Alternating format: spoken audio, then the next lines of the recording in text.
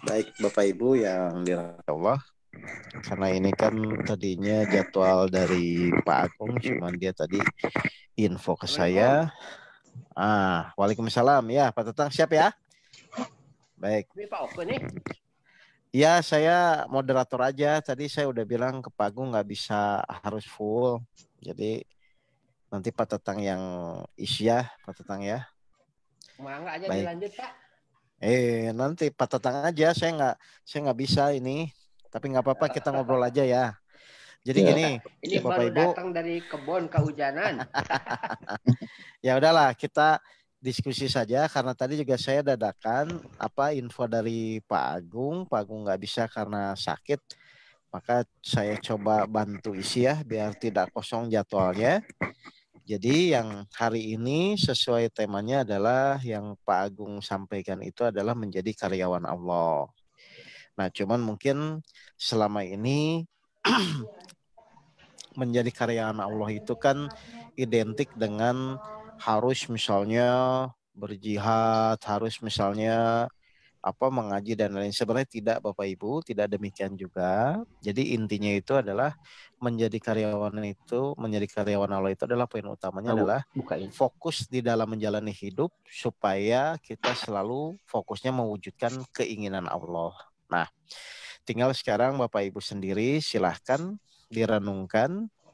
Apakah Bapak Ibu di dalam menjalani kehidupan ini fokusnya itu mewujudkan keinginan Allah atau keinginan sendiri? Nah, misalnya contoh ginilah. Pak Budiman kemarin waktu pergi ke Jepang itu keinginan Pak Budiman atau keinginan Allah? Keinginan saya, Pak. Nah, keinginan Allah itu. baik. Keinginan Allah nggak mengizinkan kan. Jadi kalau misalnya memang kita fokus sebagai judul di atas untuk menjadi karyawan Allah, berarti nanti kita rubah niat apapun yang kita lakukan harus dalam rangka mewujudkan keinginan Allah. Nah, sekarang saya mau nanya lah ke Pak Budiman lah, kira-kira menurut Pak Budiman nih, sebenarnya apa sih keuntungan kita menjadi karyawan Allah, Pak Budiman? Keuntungan menjadi karyawan Allah ya lebih terjamin, Pak. Oke, dari segi apa tuh terjamin tuh? Kok yakin Pak Budiman kalau jadi karyawan Allah tuh lebih terjamin tuh kok? Tahu dari mana Pak Budiman? Oh, tahu dari mana ya? Ya, katanya Pak. Coba. Katanya ya. Ya sekarang logika sederhana saja. Kita saja menjadi karyawan perusahaan kan pasti dijamin ya. Nah, iya, betul. apalagi kita menjadi karyawan Allah. Contohnya karyawan perusahaan itu apa ya? Pokoknya jam 7 sampai jam 5 kita bekerja di perusahaan, membangun perusahaan. Kan begitu kan? Ya. Maka akhir bulan gajian nggak Pak Budiman? Pasti gajian. Berarti kalau berprestasi kira-kira akan meningkat nggak karir dan salary dan lain. Promosi, biasanya promosi. Nah, jadi seperti itu. Mari, kayaknya Abah Tetang udah siap Abah Tetang? Nah, coba. Halo Abah Tetang udah siap? Ya, prolognya di ya, jadi prolognya adalah ternyata kita saja ketika menjadi karyawan sebuah perusahaan atau instansi itu pasti minimal ada asuransi kesehatan, ada minimal misalnya gaji bulanan untuk biaya anak dan lain-lain kan seperti itu. Apalagi misalnya kalau kita fokusnya menjadi karyawan Allah. Karyawan perusahaan itu berarti kan mewujudkan visi misi dari perusahaan tersebut. Betul tidak Pak Budiman? Betul. Nah, berarti karena tujuan dia seperti itu dan dia loyal terhadap perusahaan, ya wajar kalau perusahaan memberikan bonus dan lain-lain sebagainya untuk mencukupi kebutuhan kita sebagai kepala rumah tangga atau misalnya untuk keluarga kita. Nah, sama ya. Jadi ketika kita memang misalnya fokus kita mewujudkan keinginan Allah, berarti kan insya Allah kita pun akan dicukupi oleh Allah. Tinggal sekarang bagaimana langkah-langkahnya, kan gitu kan? Bagaimana sikap kita supaya kita semakin lama itu memang benar-benar menurut tanda kutip Allah menjadi karyawannya. Mungkin Pak Budiman bisa dibuka dulu di surat 47 ayat 7.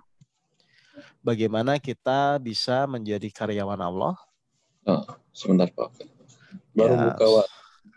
Nggak apa-apa. Ini kan dadakan semua. Saya juga ini dadakan. Coba. Surat 47 ayat 7. Ayat 7. Ya.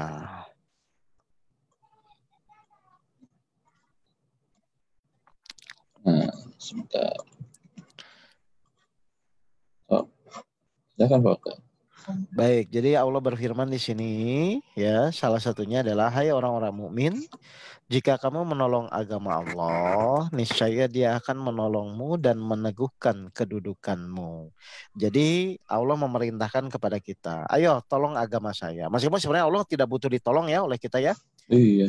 Cuman Allah ingin tahu kesungguhan kita sebagai makhluknya, apakah memang kita hidup ini di muka bumi ini dalam rangka mewujudkan keinginan Allah atau hanya mewujudkan keinginan kita sendiri. Nah, di sini Allah berfirman, jika kamu menolong agama Allah, niscaya Dia akan menolongmu dan meneguhkan kedudukanmu. Jadi yang luar biasa ini Allah ngasih reward kepada kita.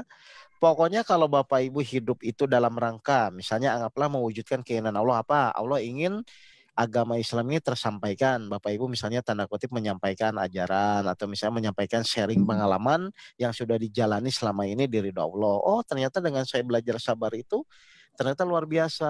Akhirnya Bapak Ibu sharing kepada teman-temannya. Nah, itu udah salah satu wujud sikap kita dalam menolong agama Allah. Jadi sebenarnya poin utama nggak ribet-ribet amat sih Bapak Ibu. Tinggal Bapak Ibu mau ya berikhtiar. Pokoknya saya tolong agama Allah. Simpelnya apa? Minimal misalnya Bapak Ibu share atau misalnya sharing pengalaman kepada teman-temannya, kepada saudaranya yang memang Bapak Ibu lakukan selama ini. Jadi sebenarnya menolong agama Allah tuh tidak harus selalu dengan materi ya, dengan misalnya uang dan lain-lain, tapi dengan informasi, dengan misalnya berbagi sharing pengalaman dan ilmu itu sebenarnya sudah termasuk salah satu orang-orang yang bisa menolong agama Allah. Berdakwah Padahal ya. kalau kita renungkan, ya betul. Kalau kita renungkan, kalau dalam menjalani hidup kita sangat butuh kan, Pak Budiman, pertolongan Allah kan? Oh, pastinya. Ya? Pasti sangat butuh sekali. Nah, makanya karena kita sangat membutuhkan sekali, jadi harusnya sih alangkah baiknya kalau kita sekarang mulai mengevaluasi diri. Kira-kira selama ini hidup kita tuh hanya fokus untuk diri kita sendiri atau kita sudah mulai misalnya saya ingin jadi karyawan Allah. Ya nggak usah banyak-banyak membantunya. Misalnya ada masjid misalnya kurang keramik atau kurang semen, itu juga bisa membantu gitu loh. Jadi yang real-real saja lah Bapak Ibu yang bisa langsung diaplikasikan dan dijalani gitu loh. Jelas nggak Pak Budiman ini? Ya, siap. Nah, mungkin Pak Budiman bisa sharing lah. Kenapa sekarang Pak Budiman kok mulai berdakwah padahal dulu-dulu kan nggak mau tuh. Kira-kira? Ya, karena ini Pak. Karena apa ya? Terinspirasi dari Pak Oktan. Oh. Nah, jadi seperti itulah Bapak Ibu. Nah, contoh yang paling sederhana sebenarnya kemarin saya menyampaikan ada jamaah yang sharing kepada saya. Dia intinya kan selalu orang itu berbicara tentang permasalahan hidupnya ya, Pak Budiman ya. Ya, terus saya ngobrol kepada dia, Bu, udah lagi nih saya bilang.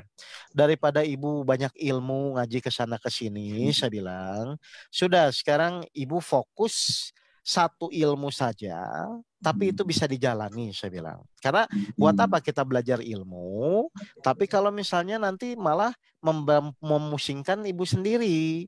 Karena yang buat saya, pelajaran saya sendiri itu, mending satu ilmu, itu bisa dipelajari, dipraktekkan, kan? Sehingga merubah sikap kita di dalam menjalani hidup. Kan begitu ya, Pak Budiman? Ya, betul. Nah, akhirnya terus ilmu apa Ustadz? Kan biasa tuh dia cerita lah. Saya bilang gampang aja. Ibu tuh ingin masuk surga nggak tanpa hisap? Ingin, kata dia. Loh, kalau ingin berarti ilmu apa yang harus dipelajari Pak Budiman untuk masuk surga tanpa hisap tuh? Ilmu sabar. Nah, jadi ternyata jadi Pak Budiman lagi fokus juga ya. Nah, ini Abah Tatang udah muncul juga nih. Jadi kita diskusi ya Abah Tatang ya. Ada Jadi yang ternyata Ada yang lewat ya iklannya. Jadi saya bilang, udahlah sekarang kita dari 7 ilmu itu ambil satu saja. Nggak usah 7-7-nya ibu pusing dengan itu. Misalnya kita ambil contoh ilmu sabar. Saya bilang sabar itu apa sih? Syarat sabar itu kan sebenarnya kita mampu menerima. Kalau pelajaran dasar ya Pak Budiman ya. Ya, Mampu menerima. Mampu menerima apa Pak Budiman? Saya ingin tahu juga nih Pak Budiman. Mampu menerima ini keadaan, mampu menerima keadaan yang tidak enak biasanya Pak Oke ya. Oke, mampu menerima kejadian, ya kejadian yang tidak enak dengan apa? Dengan apa namanya? Dengan ikhlasnya. Dengan senang hati, Oh, kan gitu kan? senang hati. Ya kan kalau Pak Budiman tidak mampu menerima, hatinya senang nggak? Kalau nggak mampu menerima ya sedih lah, enggak lah. Dongkol malah nggak apa-apa. Nah, berarti kita buat rumus ya. Jadi ini standar saja Bapak Ibu. Sabar itu kan mampu menerima ya kejadian yang tidak enak. Tidak. Ya, ini saya balik ke dasar aja. Waktu itu saya ini cerita saya dengan jamaah saya ini. Saya bilang ibu kan mampu menerima kejadian yang tidak enak. Tidak enak. Dengan senang hati. Supaya senang hati harus karena Allah, kan begitu ya? Ya, Oke, saya mau nanya ke Pak Budiman. Berarti kenapa kok orang sabar tuh harusnya senang hati Pak Budiman? Kenapa orang sabar tuh hatinya senang? Karena sudah menerima. Kenapa? Karena ya kenapa orang sabar itu hatinya senang? Karena diberi. Oke. Kenapa orang sabar itu hatinya senang? Karena dia tahu dengan sabar itu dia masuk surga tanpa hisab kan? Oh iya betul. Lah, Pak Budiman senang nggak masuk surga tanpa hisab? Wah senang sekali lah. Syaratnya apa? Syaratnya sabar. Nah berarti sabar itu kita harus mampu menerima kejadian yang tidak enak kan? Tidak enak. Ya, tapi kita harus senang kan? Berarti kalau seperti itu, lo kan? Kalau seperti itu kira-kira ada masalah nggak nanti? Orang senang kok hatinya? Oh iya enggak, malah butuh Pak Oke jadinya. Nah, jadi ternyata kalau kita pada prinsip dasar saja memahami sabar dengan benar, kenapa kok orang sabar itu ketika dikasih kejadian tidak enak, dia kok tetap senang hatinya? Karena dia tahu bahwa dengan sarana sabar ini, dengan sarana kejadian tidak enak ini, saya bisa masuk surga tanpa hisab. Kan beres harusnya. Iya kan? Iya. Kenapa tanpa hisab? Pahala sabar tidak ada batasnya. Kan begitu. Jadi sebenarnya kalau kita renungkan dari awal saja, orang belajar sabar saja, 1 poin aja dalam 7 ilmu. Harusnya kan selesai Pak Budiman. Ya kan? Betul. Harusnya selesai. Nah, saya bilang ke si ibu itu, udah Bu, nggak usah terlalu banyak ilmu yang ibu pelajari. Ibu kuasai satu namanya ilmu sabar, ya. Ibu niat, saya bilang, ibu harus ada progres. Sekarang minggu ini ibu belajar sabar. Ibu mau targetnya berapa lama sampai ibu bisa senang menerima kejadian tidak enak? Saya kejar begitu kan? Dia mikir kan? Iya ya Ustadz. Iya saya bilang berapa bulan ibu mau? Masa saya bilang setahun nggak bisa sih latihan sabar? Saya bilang, wong cuman merubah pola berpikir dari kejadian ke izin Allah kan itu kan metodenya kan waktu itu. Iya betul. Jadi saya bilang masa 1 tahun ini aja ibu nggak bisa belajar sabar sih? Pokoknya kejadian tidak enak latihan supaya sampai senang. Emang bisa Ustadz? Nah kan ibu senang sabar itu kan ingin tahu, ingin masuk surga tanpa hisab, harusnya kan senang. Berarti ketika ada kejadian tidak enak kan harusnya ibu, oh ini nih sarana saya untuk menjadi sabar, sarana saya untuk masuk surga tanpa hisab, kan harusnya senang. Nah, jadi ternyata selama ini kita bingung bertanya ke sana ke sini itu ternyata kita tidak menguasai satu kunci, yaitu apa? Mampu menerima kejadian yang tidak enak dengan senang hati. Dengan senang hati. Kalau sudah senang hati tidak ada obrolan. Saya Ustadz sudah sabar, nggak ada obrolan itu. Kalau dia sudah senang hati. Berarti kalau belum senang sudah sabar belum Pak Budiman? Ya, belum sabar. Ya sudah, berarti sampai menguasai, pokoknya kita tekuni sampai kita tuh menguasai, pas dapat kejadian tidak enak, kita hatinya harus senang, harus sampai seperti itu. Kan kalau sudah begitu beres Pak, ya kan? Betul. Ada yang pura-pura sabar. Kalau orang, ada yang pura-pura sabar. Tapi kan kalau tapi kan nggak senang hatinya, berarti dia masih merasa bermasalah dengan kejadian yang tidak enak itu. Nah, saya bilang ke ibu itu, udahlah Bu, sekarang kita nggak usah banyak bicara ilmu. Saya bilang, toh ilmu banyak juga kalau nggak dijalanin buat apa? Saya bilang. Pokoknya sekarang ibu konsentrasi, ibu buat progres. Saya bilang, progres gimana Ustadz? Pokoknya seminggu, 2 minggu, 3 minggu, sebulan, 2 bulan harus sampai titik ibu tuh ketika menerima kejadian tidak enak, ibu harus sampai senang. Memang bisa, saya bilang, perintah Allah kok. Karena kenapa? Karena Allah janji kalau semua kejadian itu hanya dengan mengingat Allah, melihat izin Allah, pasti insya Allah ibu jadi senang, saya bilang. Makanya ibu harus fokus di situ. Ya udah Ustadz, berarti apa yang hal yang dilakukan keduanya? Yang kedua, saya bilang sekarang ibu list, saya bilang. Yang membuat ibu tidak senang itu apa saja? Oh, misalnya apa? Hutang, suami, itu tulis semua. Ibu berjanji kepada Allah, ya Allah bantu saya sabar, saya akan latihan, saya akan berusaha untuk menerima sampai hati saya senang. Itu aja saya bilang targetnya. Jadi saya udah bilang ke ibu itu, setahun ini dari 2020 sampai 2021 nanti, ibu fokus belajar menerima kejadian tidak enak sampai senang. Lama sekali. Tahun. Ini kan ekstrimnya paling lama kan. Maksud saya kalau dia sudah menjadi ahli dalam menerima kejadian tidak enak dengan senang, kan tahun 2022 sampai 2000 kesananya kan beres, Bang Budiman. Kenapa? Kejadian tidak enak saja bisa senang, apalagi kejadian enak kan beres kan? Beres harus. Nah, jadi karena apa harus begitu? Karena ilmu tuh memang harus dipraktekkan sampai menjadi dapat buahnya. Oh iya ya, ternyata buah kesabaran tuh hati saya senang, masalah mudah terselesaikan, Allah bersama, kan itu udah bonus sebenarnya. Tinggal sekarang sejauh mana keseriusan kita ketika kita mendapatkan kejadian tidak enak tuh kita bisa tetap senang. Itu aja ya Pak Budiman. Daripada kita bicara ilmu panjang lebar tetap nggak dijalani, buat apa? Gitu. Seperti misalnya saya nanya ke istri saya, ilmu buat masak dadar telur tuh bagaimana sih? Atau buat omelet bagaimana? Nah itu aja tekunin kan. Akhirnya saya jadi ahli misalnya untuk buat omelet karena diajarkan ilmunya. Sampai jadi ahli, akhirnya buat omelet tinggal tutup mata kan, begitu kan Pak Budiman? Iya.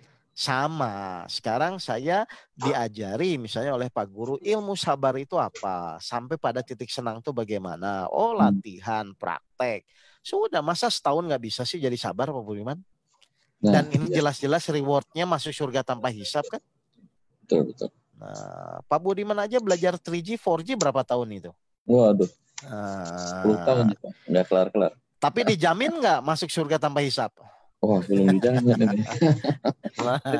Dijamin masih ini kerja. Kita belajar. Nah, kita belajar sabar, masuk surga tanpa hisap.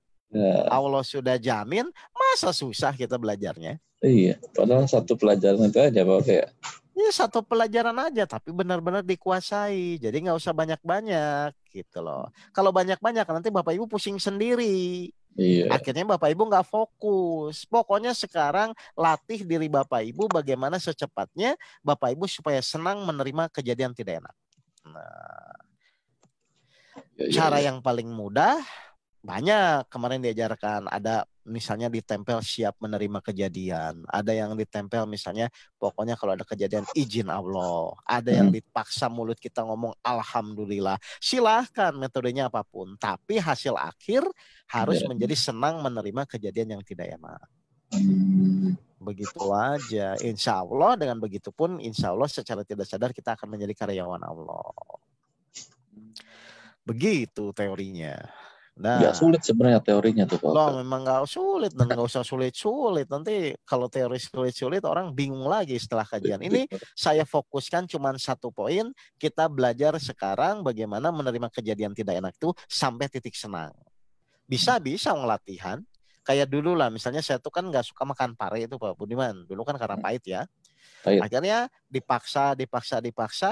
Lama-lama karena sudah terbiasa mungkin ya, akhirnya dipaksa kebiasaan, akhirnya pare itu jadi nggak pahit lagi. Karena manusia itu karena manusia itu udah menjadi kebiasaan. Sama sekarang kan Bapak Ibu nggak senang nih dapat kejadian tidak enak karena tidak sesuai dengan keinginan kan? Coba dipaksa. Nanti lama-lama insya Allah malah jadi kebiasaan nanti gitu. Saya ingat ini kan cuma waktu juga dulu ini nggak suka bekam ya, sekarang bekam terus. Oh iya, nah itu kan karena kebiasaan kan, karena sudah merasakan manfaatnya. Dimungkinkan bisa ya Pak. Pasti. Kenapa? Karena memang Allah yang memerintahkan. Kalau Allah yang memerintahkan pasti harusnya mempermudah perintahnya. Jadi sabar itu perintah Allah. Harusnya hasilnya bahagia, bukan sesak napas kan? Nah, jadi saya yakin Bapak Ibu yang hadir di ruangan ini pasti diberi kemampuan oleh Allah sebenarnya untuk bisa menjadi sabar. Tinggal mau atau tidak. Kan begitu kan? Betul, betul, betul. Nah, karena kebiasaan Bapak Ibu selama ini dari dulu sampai sekarang itu senangnya menerima kejadian enak, senangnya menerima kejadian yang sesuai keinginan, akhirnya pas dapat yang bertolak belakang, akhirnya nggak bisa menerima. Nah, makanya sekarang Ibu harus melatih supaya jadi kebiasaan.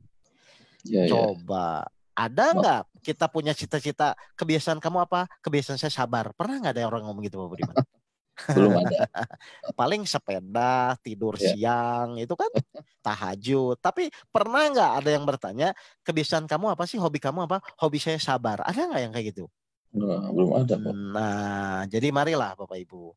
Mumpung sekarang Bapak Ibu masih hidup dan Bapak Ibu pun saya yakin ingin masuk surga kan semua kan? Ternyata salah satu syarat masuk surga itu adalah sabar, bahkan sabar itu sampai tanpa hisab karena pahalanya tanpa batas di surat 39 ayat 10. Jadi mari sekarang secepatnya Bapak Ibu harus menjadi sabar bagaimanapun caranya. Gitu. Iya, iya, iya, iya. Baik, jelas Pak Budiman ini sama Bapak Ibu yang lain? Jelas nih Pak. Nah, ini kira-kira Abah Tatang ada nih, karena saya ini kan cuma sekedar mengganti ini aja sementara gitu. Abah Tatang belum muncul nih. Baik, Bapak Ibu ada pertanyaan nggak? Kalau memang ada pertanyaan. Jadi sekarang kalau saya sih lebih, iya, kalau saya lebih fokusnya adalah belajar aja, fokus satu ilmu dikuasai benar-benar sampai dirasakan manfaatnya. Nanti setelah menguasai sudah menjadi ahli, silahkan belajar ilmu yang lain, Jadi intinya, atau saya mau nanya lah Pak Budiman ya. Ya. Kita tuh belajar ilmu itu sebenarnya ujung-ujungnya apa sih Pak Budiman? Belajar ilmu tuh? Ya untuk dipraktekkan Pak. Nah, kita belajar ilmu itu kan ujung-ujungnya nilainya itu adalah ketika diuji Allah kan? Oh iya betul. Coba Pak Budiman belajar ilmu apapun, tetap nanti Allah akan lihat kita itu berilmu atau tidak berilmu pada saat diuji kan? Pada saat itu terlihat. Iya, kalau kita pusing, berarti ilmu yang kita pelajari tidak bisa diaplikasikan. Betul nggak ini? Iya betul. Tapi kalau kita tenang, berarti ilmu yang kita pelajari pas sesuai dengan keadaan yang kita hadapi. Jadi menurut saya, belajarlah ilmu yang dengan ilmu itu Bapak Ibu pas diuji oleh Allah, Bapak Ibu tenang dan Bapak Ibu tidak merasa bingung dan khawatir karena Bapak Ibu tahu ilmunya. Kira-kira pada saat diuji Allah, ilmu apa yang pas Pak Budiman? Pada saat diuji Allah. Ilmu apa yang paling pas? Yang perlu kita pelajari dan kita kuasai. Ya, salah satunya ilmu sabar itu, Pak. Coba buka surat 2 ayat 155. Betul. Jadi kita fokus aja. Saya tuh tiap hari pasti akan diuji Allah. Kira-kira ilmu apa sih yang harus pas, yang harus bisa saya pelajari? Itu aja. Iya, jadi saya ingat kalau misalnya mau interview, mau tes itu pasti dikasih tahu nih. Nah, ini. Dan saya baca yang itu aja. Iya, ngapain baca banyak-banyak ya? Misalnya minggu depan ujian matematika, sekarang belajar sejarah, kan nggak nyambung. Nyambung betul. Iya. Nah, jadi kita harus tahu ya, kita tuh nanti tiap hari diuji oleh Allah. Berarti kita harus tahu ilmu apa yang pas dapat ujian tuh kita bisa menjalaninya tuh. Lihat ya, Al-Baqarah 155, dan sungguh akan kami berikan cobaan kepadamu. Akan tuh berarti belum ya Pak Budiman ya? Ya, belum. Ini Allah berjanji dengan sedikit ketakutan, kelaparan, kekurangan harta, jiwa, dan buah-buahan. Dan berikanlah berita gembira kepada orang-orang yang sabar. Jadi ilmu sabar tuh perlu nggak kita kuasai Pak Budiman? Iya, perlu sekali nih. Dari ayat ini sangat perlu ya. Nah, Pak Budiman udah sabar belum? Nih masih berusaha.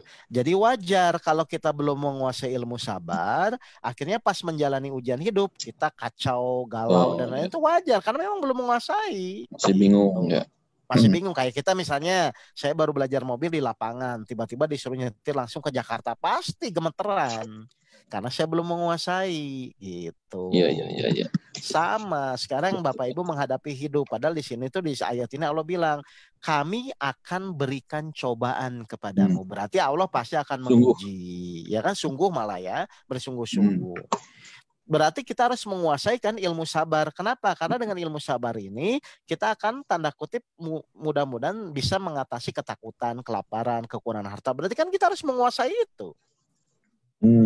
Nah kalau ilmu sabar nggak dikuasai ya gimana Bapak Ibu bisa menjalani masalah hidup dengan tenang? Salah satu syaratnya kita harus menguasai ilmu sabar kan?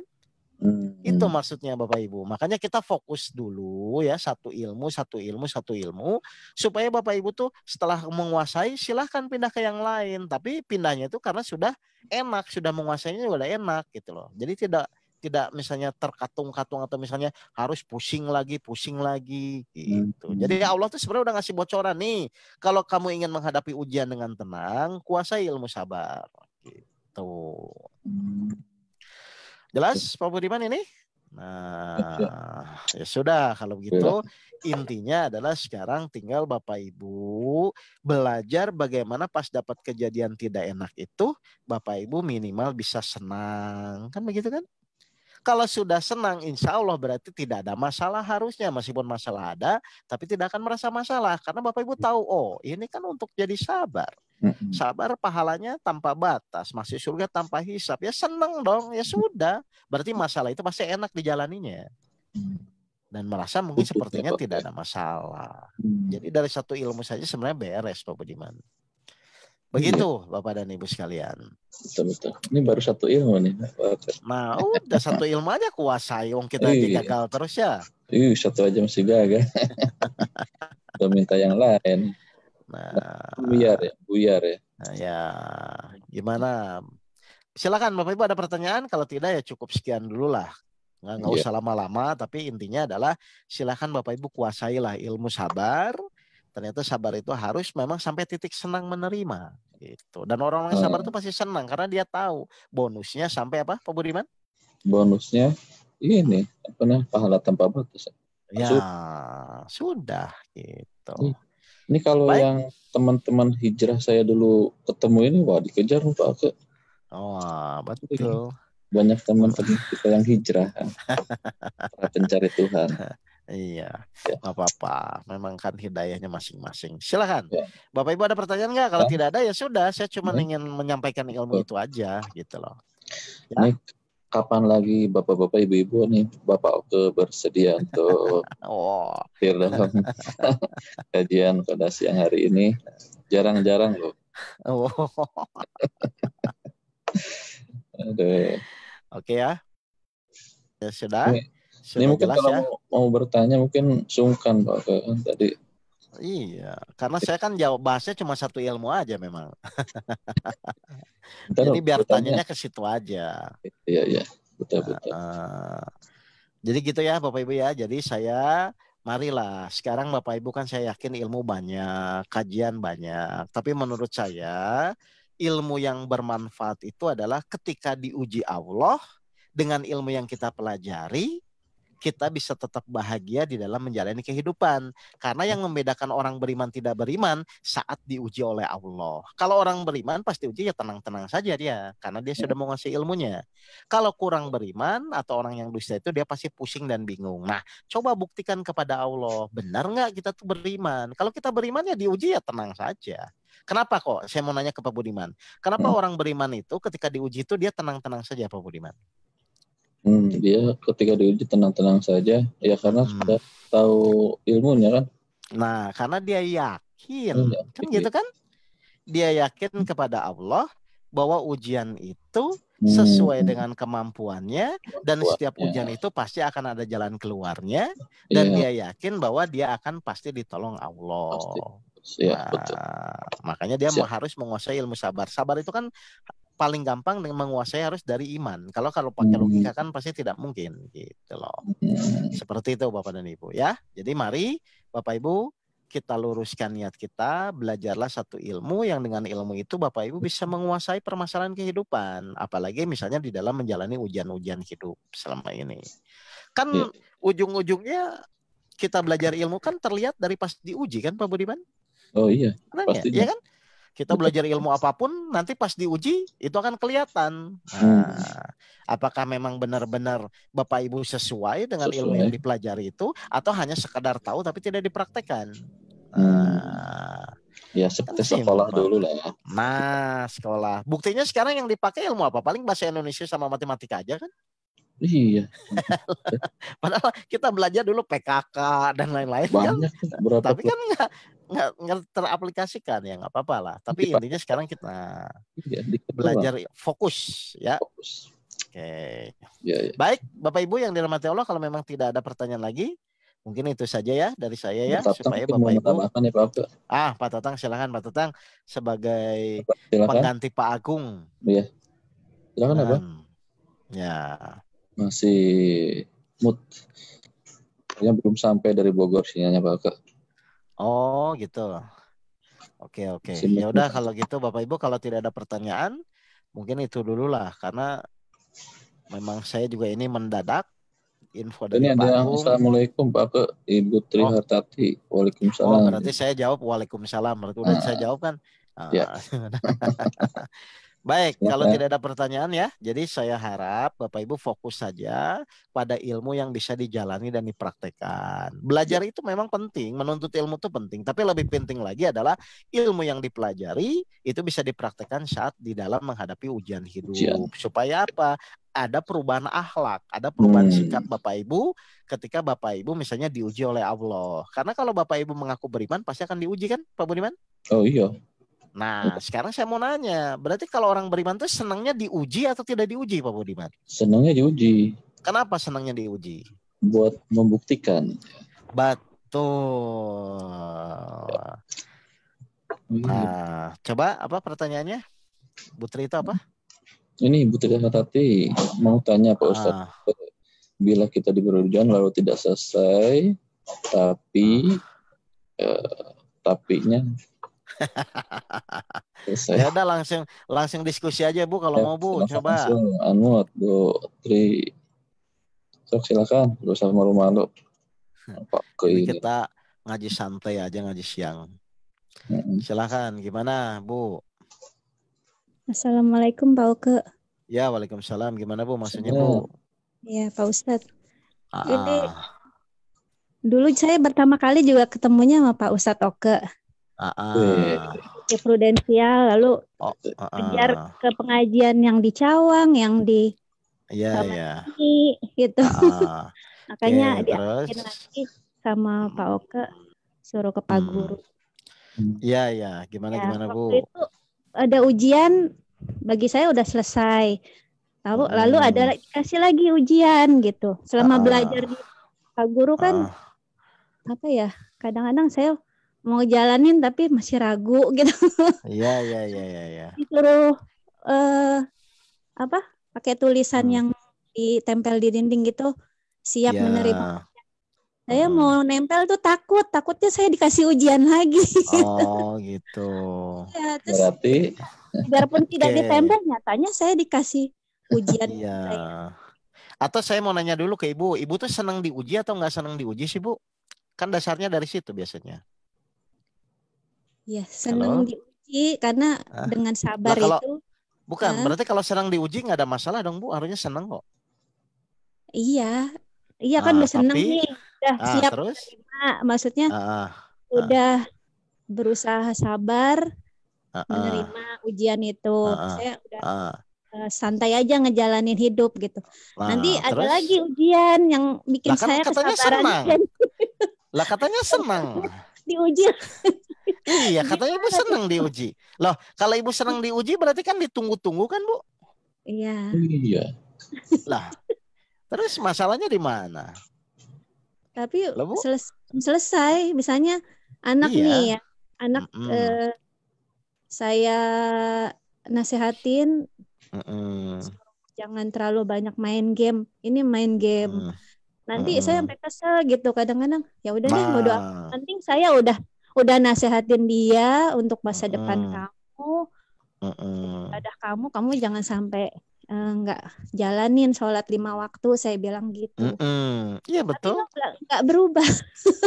Lah katanya senang diuji.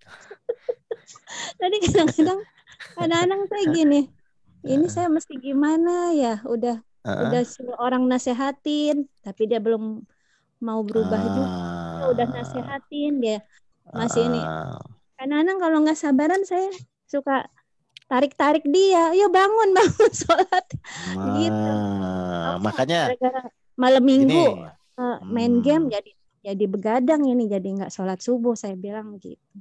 Gini kan tadi saya di awal udah bilang. Jadinya gini, saya tinggalin aja di kamarnya, dia nggak sholat ya udah gitu, saya udah jalanin kok gitu kan. Nah, gini ya Bu ya, tadi kan saya bilang di awal tuh di kajian tadi dari awal itu, udahlah kita belajar satu ilmu yang dengan ilmu itu kita sampai menguasai benar-benar kita kuasai. Contoh misalnya ilmu sabar. Sabar itu apa sih? Mampu menerima kejadian yang tidak enak dengan senang hati. Ya, kenapa orang sabar itu senang hati? Karena dia tahu kalau dia sabar itu masuk surga tanpa hisab. Makanya dia senang ketika menerima kejadian tidak enak, kan begitu. Iya. Nah, berarti pertanyaan saya, anak ibu yang sekarang ujian itu tuh, anak ibu sebagai ujian kan, nggak mau sholat lah, susah dibangunin kan begitu ya Bu ya? Iya. Itu tuh kejadian enak atau tidak enak? Tidak enak. Nah, kalau ibu ingin sabar tuh harusnya menerimanya dengan jengkel atau dengan senang hati?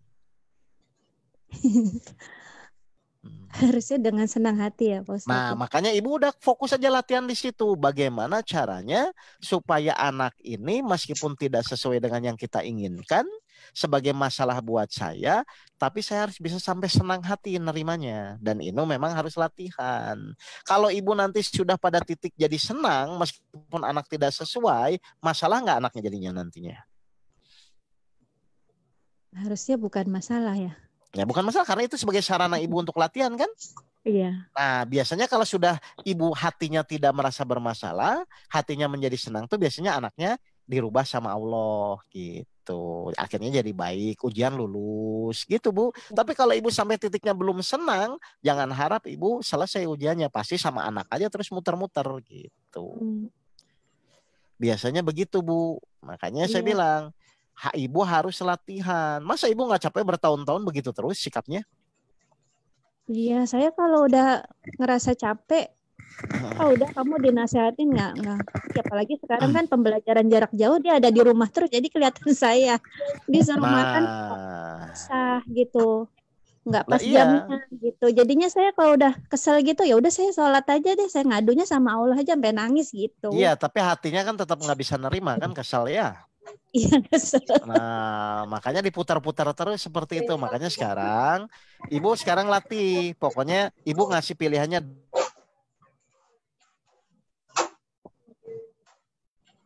Pakai kemut pakai. Ya, pakai kemut sebentar ya Putri ya. Baik Pak.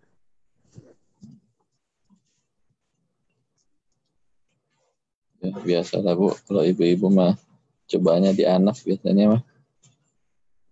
Sebentar.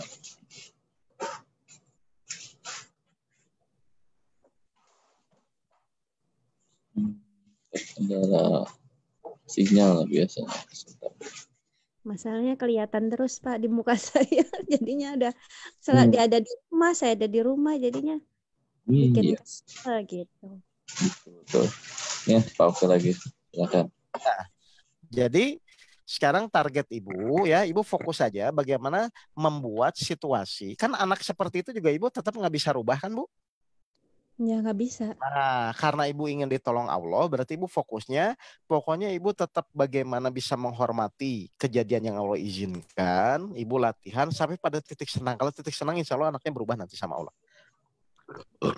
Ibu mau anggap anak ibu masalah bisa, tapi mau anggap anak ibu sebagai sarana latihan sabar pun bisa. Kira-kira harusnya ibu pilih yang mana? Masalah atau sarana latihan sabar? Sarana latihan sabar. Nah, karena ibu ingin sabar, Allah kasih sarana, yaitu anaknya. Kan nggak usah jauh-jauh kan Bu, itu dekat kan, diolah kan, bisa kan? Iya. Nah, sampai ibu bisa pada titik senang atau berserah diri. Pasti insya Allah selesai. Jadi kalau masih ibu anggap anak sebagai masalah, ya akan terus bermasalah. Tapi kalau ibu anggap sebagai baik, ya Allah, ini buat saya, buat latihan saya, supaya saya bisa sabar, supaya bisa masuk surga tanpa hisab, insya Allah akan jadi mudah nantinya. Gitu, Bu. Karena nggak ada jalan lain. Latihan sabarnya dengan orang lain, misalnya tetangga bersikap itu nanti aja. Enak, gitu juga. Beresin dulu. Saya cuekin aja, udah saya nggak mau gaul sama dia gitu paling.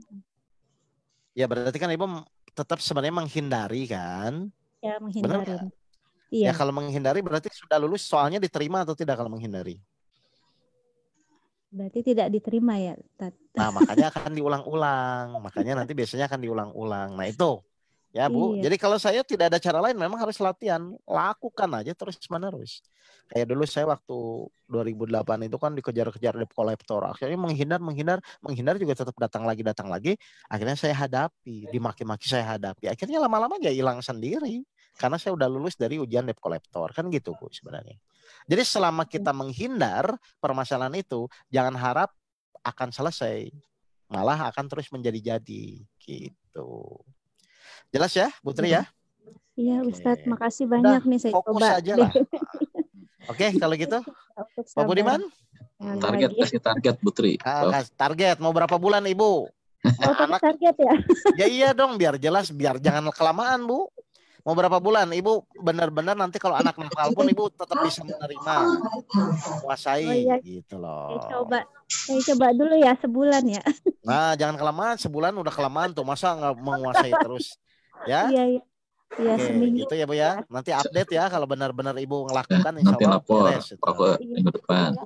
Ya, jangan kelamaan lah, Bu lah. Ya, oke. Ya, makasih Pak Oke. Jelas ya? Baik, sama-sama. Jelas ya, Bapak Ibu semua ya? Pak Budiman jelas ya? Jelas, Pak. Makasih, Pak. Ya, sama-sama. Kalau sudah jelas dan tidak ada pertanyaan, mungkin dari saya cukup sekian dulu, Pak Budiman. Silakan ya. Bapak Ibu direnungkan. Satu lagi nih, Pak. Itu. Oh, gimana? Bu Suryani udah unmute. Oh ya, kenapa? Silakan. Halo, assalamualaikum warahmatullahi wabarakatuh. Ya, waalaikumsalam. Ya. Ustadz Oke. Ya. Alhamdulillah mulai tadi saya mengikuti pengajian ini.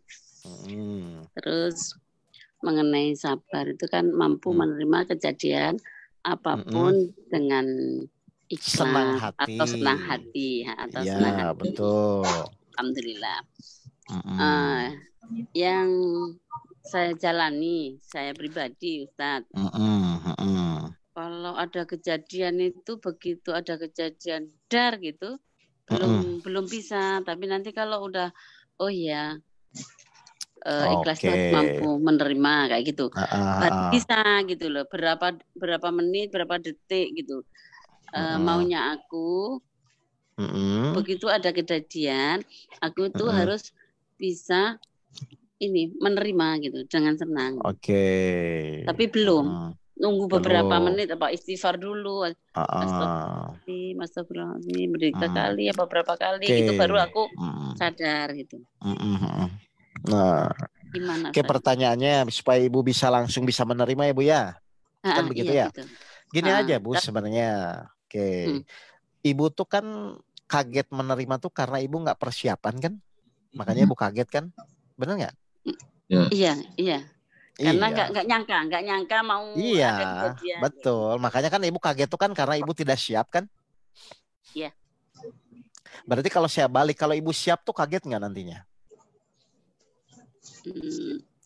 Mungkin nggak. Tapi ya, gimana cara mempersiapkan saya? Nah itu makanya. Oke gini, berarti kalau cara mempersiapkannya, sekarang saya mau nanya. Ujian hidup yang Allah berikan itu kira-kira sesuai dengan rutinitas Ibu atau tidak sesuai biasanya umumnya Bu? Sesuai, nggak mungkin misalnya montir disuruh nyuntik orang kan nggak mungkin ya Bu ya? Jelas ya Bu? Iya. Nah maksudnya apa? Biasanya ini di luar kondisi ujian yang di luar kondisi ya. Biasanya ujian itu sesuai dengan rutinitas apa yang kita lakukan. Biasanya begitu. Iya. Nah, Dan saya yakin ibu tuh sebenarnya sudah tahu rutinitas ibu tiap hari itu apa, kan begitu kan? Iya. Misalnya anggaplah ibu punya toko misalnya ya. Berarti rutinitas, berarti rutinitas ibu tuh tidak akan jauh dari pelanggan, kan gitu kan? Pelanggan, karyawan. Nah, itu terus kan? Ya. Nah, berarti harusnya ibu tahu dong. Nah, harusnya sama karyawan. Itu aja. Oke. Berarti kan harusnya ibu tahu dong bahwa ibu tuh tidak akan jauh, ujian tuh akan dari itu kan? Dari orang-orang yang tadi disebutkan? Iya.